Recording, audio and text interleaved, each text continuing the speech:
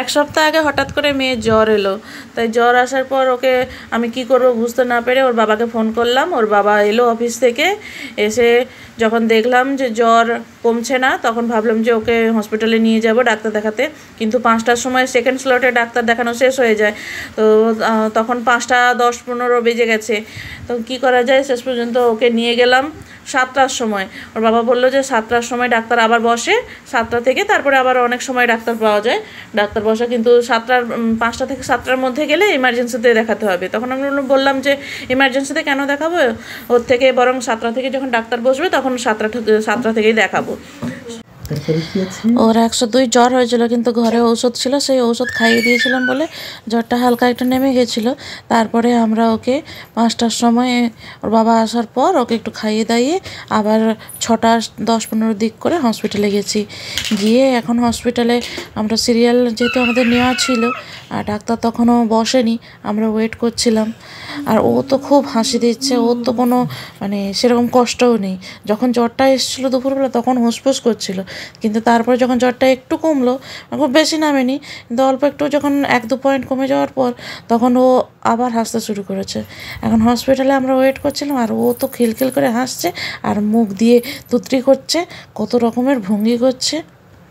এখানে সিস্টেমগুলো এত ভালো যে আমাদের সাথে সাথেই আমরা সিরিয়াল নিলাম, আর সন্ধ্যাবেলা যে ডাক্তার বসে, অনেকগুলোই ডাক্তার বসে এখানে, তো আমরা একজন ডাক্তারের অ্যাপয়েন্টমেন্ট নিলাম, নিয়ে সাথে সাথে আমরা ডাক্তার দেখাতে চলে এলাম। না হলে আমাদেরকে ইমার্জেন্সিতে দেখাতে হলে ইমার্জেন্সিতে যে ডাক্তার থাকবে তাকে দেখাতে হতো। আর এখানে যেহেতু অনেক ডাক্তার থাকে সন্ধ্যা 7টার পর থেকে, তো আমরা যে কোনো একজন ডাক্তারের কাছে নিলাম অ্যাপয়েন্টমেন্ট।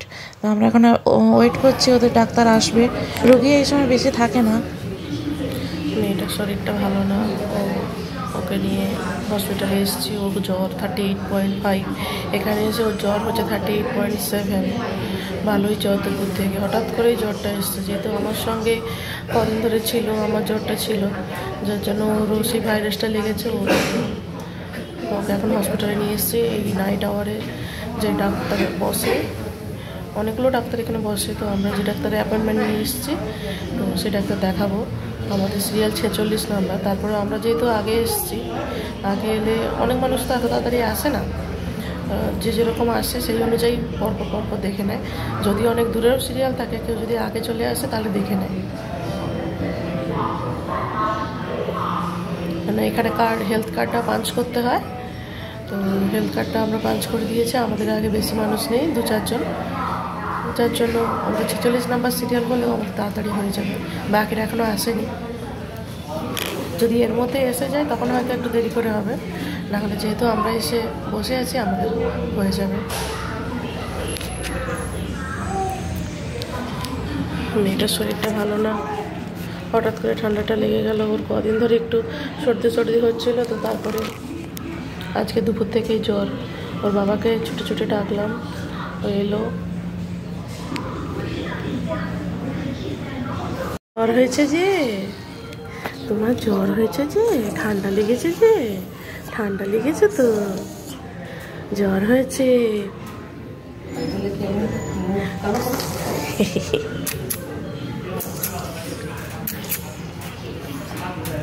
কিরকম হাসি দিচ্ছে, ভঙ্গি করছে।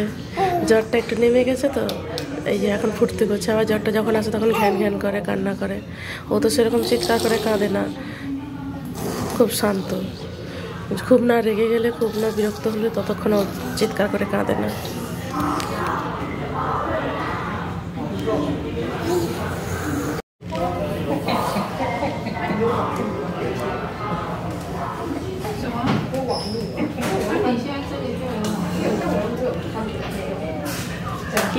কি হচ্ছে? তাল গাছ হচ্ছে, তাল গাছ হচ্ছে। তুমি গাছ ভেবে উঠছো,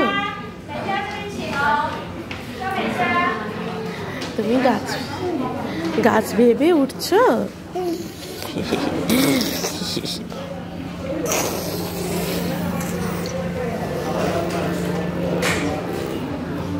কত ভঙ্গি করে দেখো না, কত ভঙ্গি করে। আস্তে আস্তে আস্তে, ও বাবা, ও বাবা।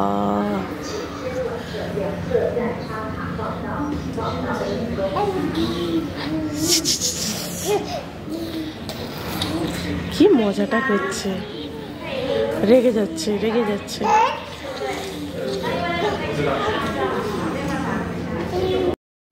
এই দিকের রুমটা হলো ব্রেস্ট ফিডিং রুম। এখানে একটা খুব ভালো জিনিস যেটা দেখলাম, যে যেখানে সেখানে কিন্তু ব্রেস্ট ফিড করা যায় না, তার জন্য প্রত্যেকটা জায়গায় আলাদা কোনো ব্যবস্থা রয়েছে। সে আপনি মেট্রো স্টেশনে যান বা অন্য যে কোনো জায়গায় বেড়াতে যান, প্রত্যেকটা জায়গাতেই ব্রেস্ট ফিডিংয়ের জন্য আলাদা রুম রয়েছে।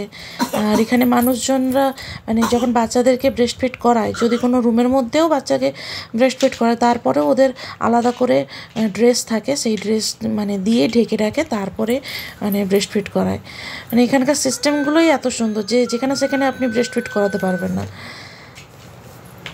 আর এই যে রুমটা রয়েছে, এটা তো যেহেতু নিচের ফ্লোরে বাচ্চাদের শিশুদেরকে ডাক্তার দেখানো যায়, শিশু ডাক্তার বসে এবং শিশুদের বিভাগটাই প্রথমে।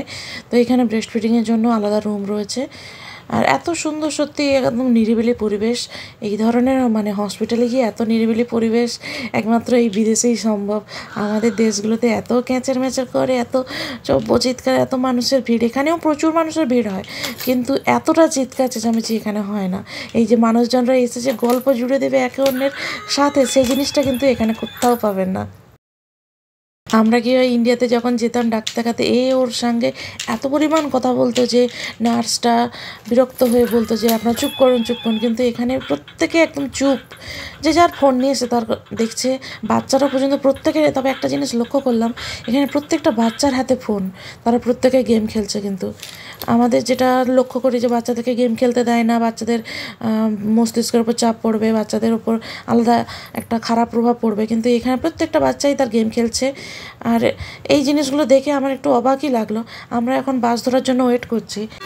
আজকের মতো টাটা, সবাই ভালো থাকবেন, সুস্থ থাকবেন।